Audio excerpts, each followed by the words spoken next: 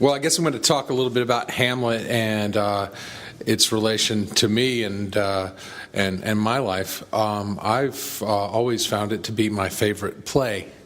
I first came to Hamlet, I guess I'd say, when I was a little kid. I was visiting my father.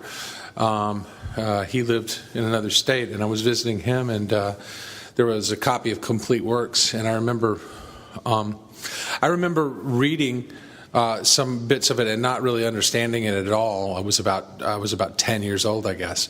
But I remember coming upon the gravedigger scene, which is the gravedigger scene is a really pivotal scene in the play. It's often seen as sort of a comic relief before we get to delve into greater detail of mortality and things like that. But I found the gravedigger scene to be a very funny scene then, and that stuck with me up into high school. And when I was in high school, I was exposed to Hamlet in my English classes, and my English teacher had us watch the BBC recorded version with Derek Jacobi, and I was just really taken away by that.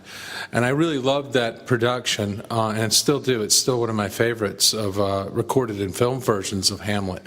And I went to the library every day for about a week after school to watch the whole thing, because we'd only watched little excerpts in class. And my librarian let me go in there, and I watched it, and it was one of the things that made me think, this is what I want to do in my life. I want to be involved in theater, because I was so amazed at what they were doing. When I was in high school, I actually was involved in a drama competition, and in that I was to interpret all the characters in one scene, and so I chose the gravedigger scene in Hamlet, and went and played all the parts. And that's the first time I really did any kind of work on it, and it was very exhilarating and exciting, and I think I placed third. But it was my first exposure to it, and I really enjoyed it, and I knew that that's what I wanted to do. And when I got to college, I was fortunate enough to do a lot of scene studies with the play, and it was very exciting. And then I guess you could fast forward to many years later, when my wife and I had started this company, and my friend Lynn Porter said she was going to direct the show, and I got to play Hamlet, and that was just when I got to play Hamlet, that was a chance of a lifetime, and I enjoyed it, and I thought it was a great production, and I got to find out more about this guy.